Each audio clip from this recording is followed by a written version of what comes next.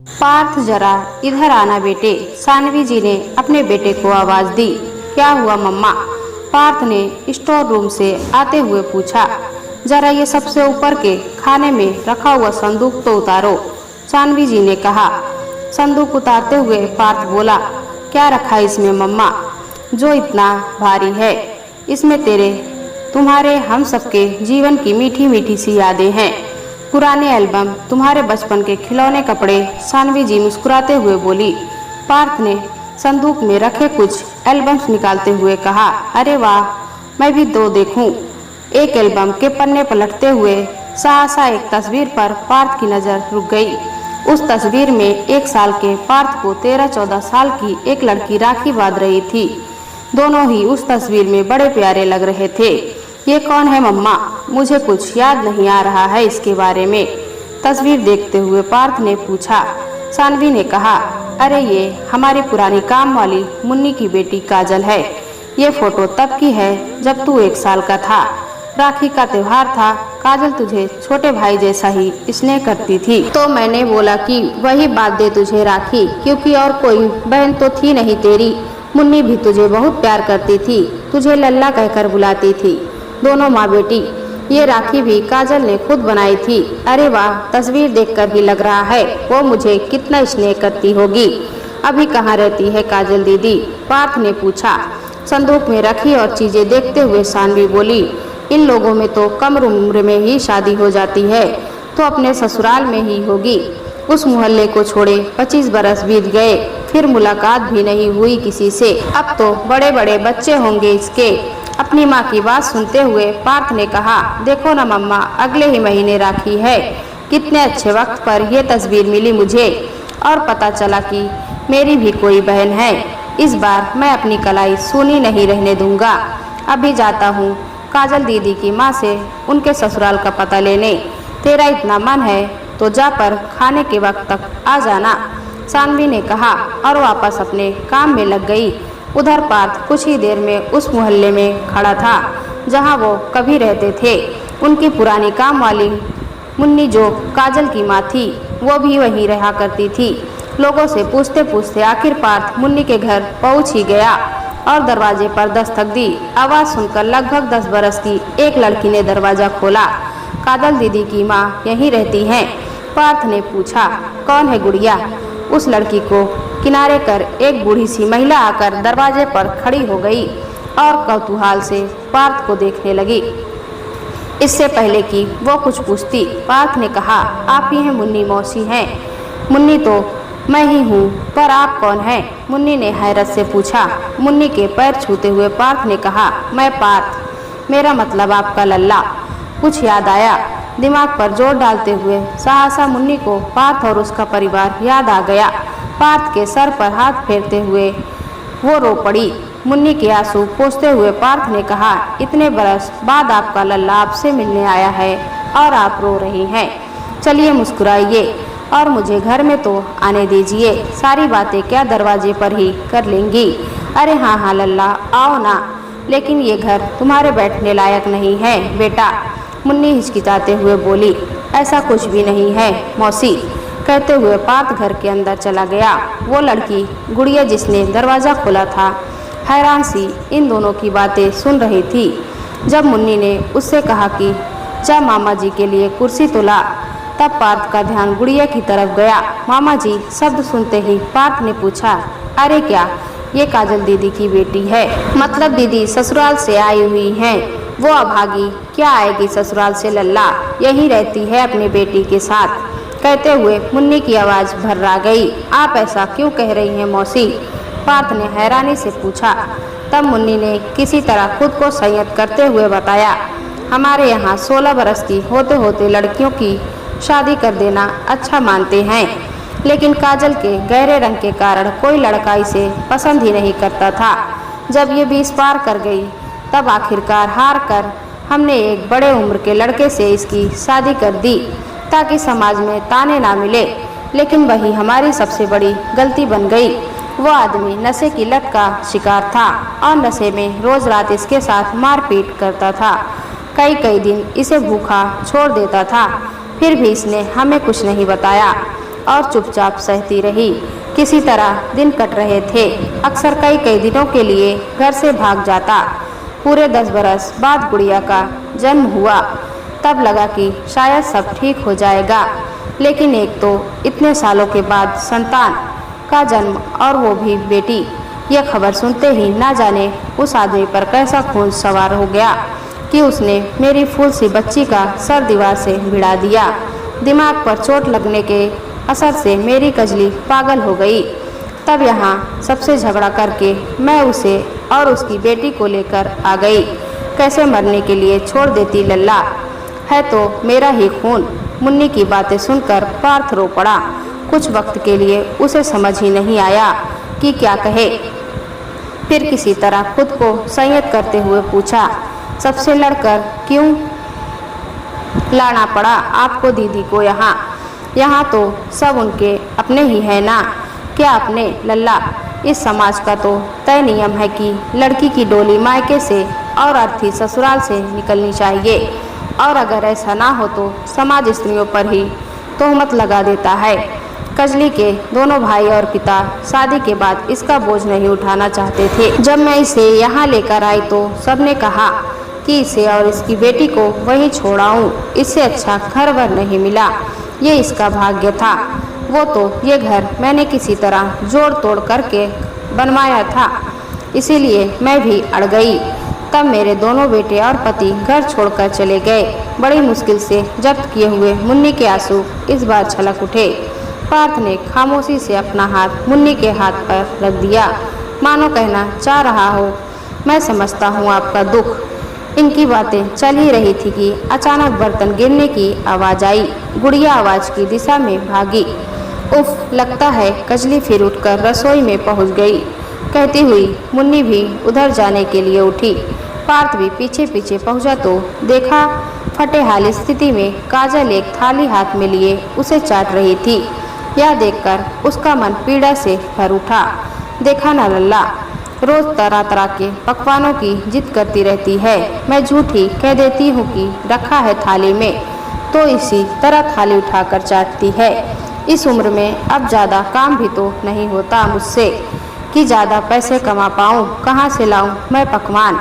इसकी दवा के लिए ही पैसे अक्सर कम पड़ जाते हैं। पीड़ा भरी नज़रों से काजल को देखते हुए मुन्नी बोली। सहसा पार्थ काजल के पास जाकर खड़ा हो गया और उसके हाथ से थाली लेकर बोला, क्या क्या खाएंगी मेरी दीदी? मुझे बताइए, क्या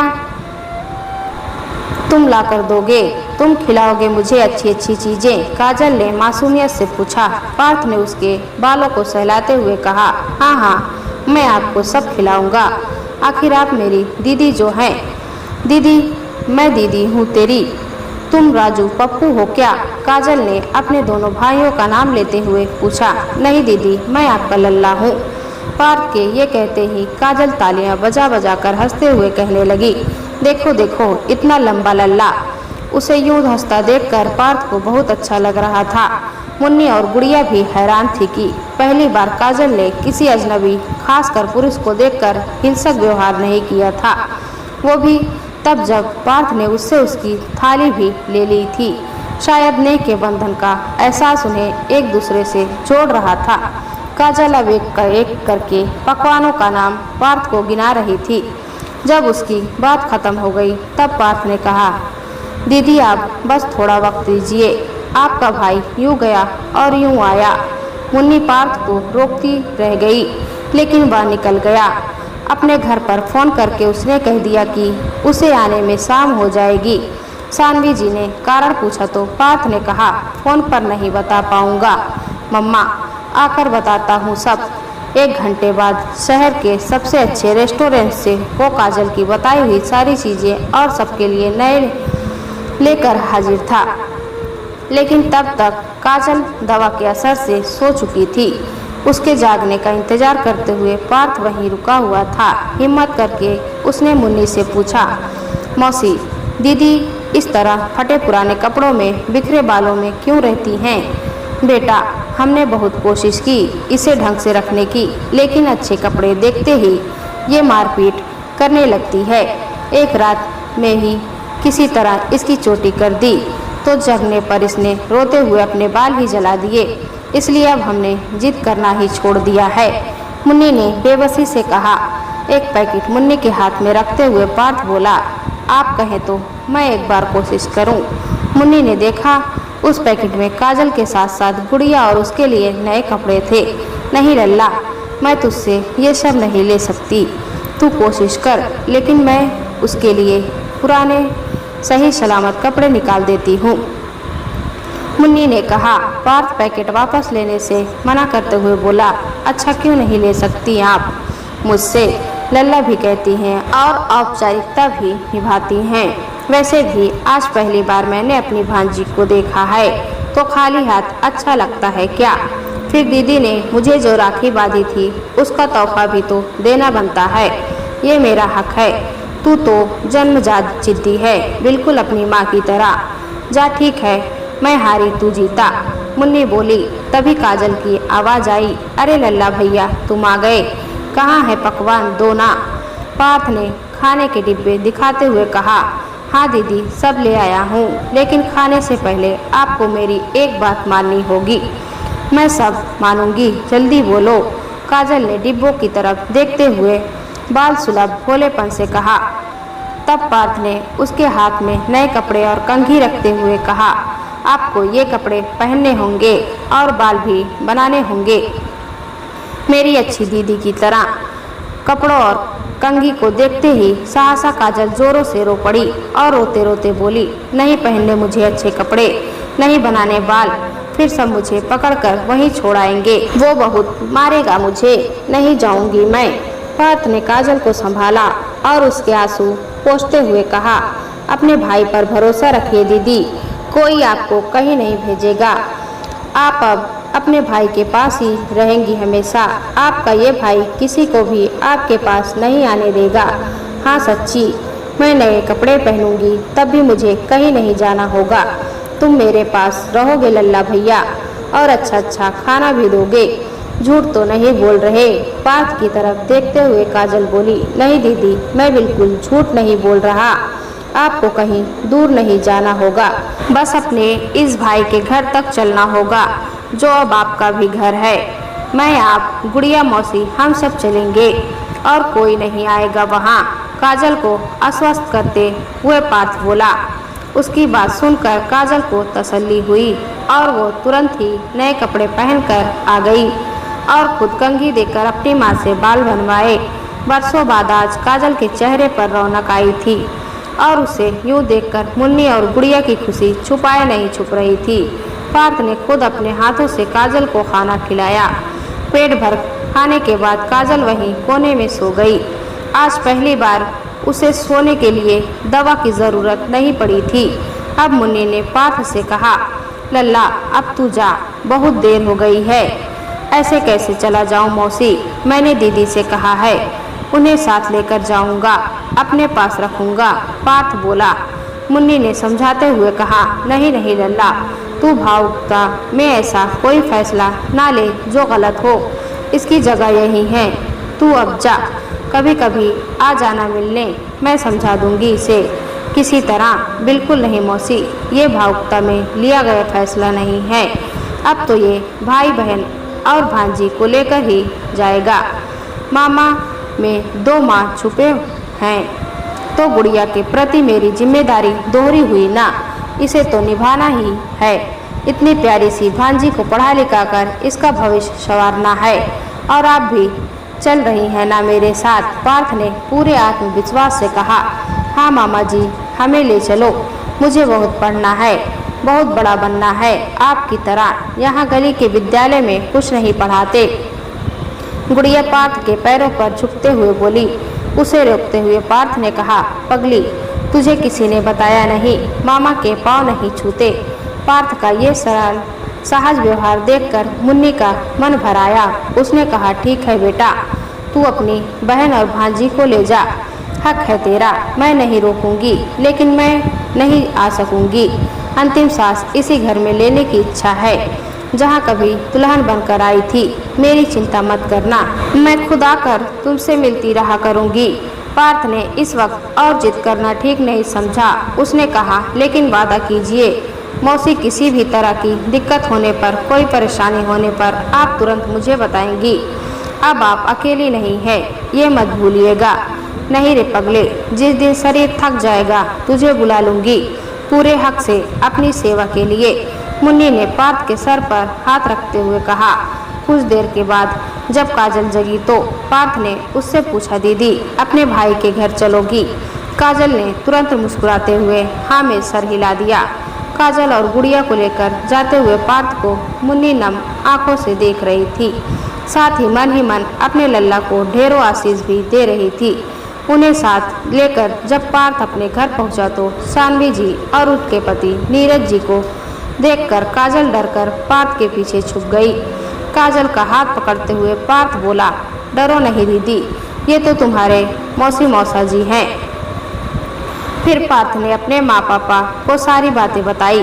काजल और गुड़िया के सर पर हाथ रखते हुए सानवी जी बोली, आज से ये तुम्हारा घर है, कोई ज़रूरत हो तो बेझिझक बोलना। उन दोनों ने चुपचाप हाँ में सर हिला दिया और पार्थ के साथ अपने कमरे में चली गई। नीरज जी सानवी जी से बोले, जिसे तुम हमेशा छुटकू छुटकू बुलाती रहती हो, देखो आज वो कितना बड़ा हो गया है कि अपनी जिम्मेदारियां समझने लगा है। हाँ, इसलिए आज से इनका नाम बड़कू बोलते हुए सानवी जी हंस पड़ी।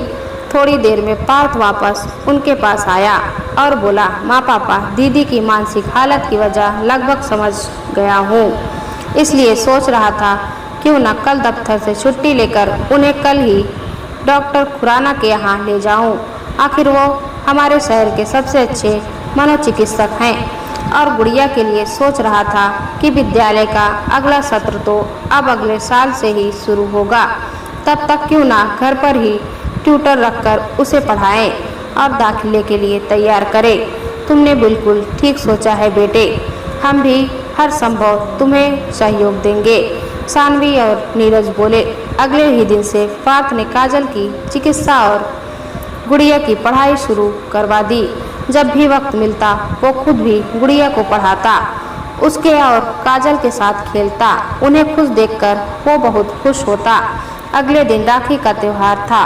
पार्थ ने काजल से कहा, बाजार चलो दीदी, राखी नहीं खरीदोगी? कुछ याद करते हुए काजल बोली, मैं क्यों खरीदूं, मुझे तो राखी बनानी आती है। अरे वाह, फिर तो बहुत मजा आएगा, पार्थ और गुड़िया उत्साह से बोले।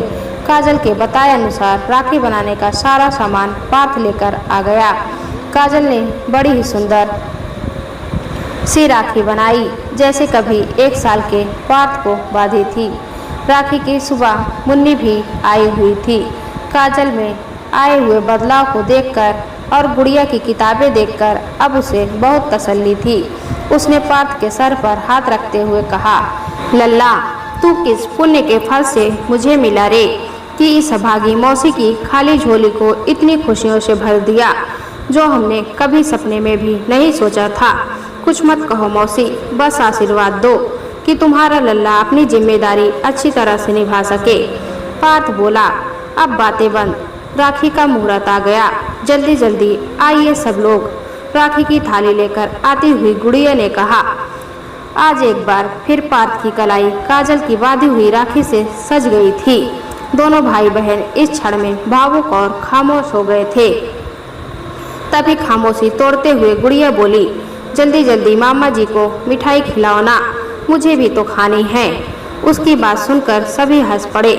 बर्फी का टुकड़ा गुड़िया के मुंह में रखते हुए पार्थ बोला, पहले मामा खाए या भांजी, बात तो एक ही है। सानवी जी ने पार्थ और काजल के सर पर हाथ रखते हुए कहा, कितने गजब के हैं हम भारतीयों के रीति रिवाज, हमारी परंपराएं और मान्यताएं। राखी का एक धागा आपको किसी के साथ ऐसे बंधन में बांध देता है कि पुरुष स्त्री, अपना पराया, सगा सौतेला, ये सभी शब्द अपना अस्तित्व खो देते हैं। कुछ रह जाता है तो बस नेह का बंधन, उससे जुड़ी प्यारी सी जिम्मेदारी। सबके मुस्कुराते हुए चेहरे को कैमरे में कैद करते हुए नीरज जी का चेहरा भी गर्व से चमक रहा था कि उनका बेटा इतनी अच्छी और ऊंची सोच रखता है। मात्र एक धागे ने आज सबके जीवन में कभी न मिटने वाली खुशियां भर दी थी। दोस्तों, कहानी अच्छी लगी तो कमेंट में बताएं। चैनल पर नए हैं तो एक लाइक और सब्सक्राइब जरूर करें।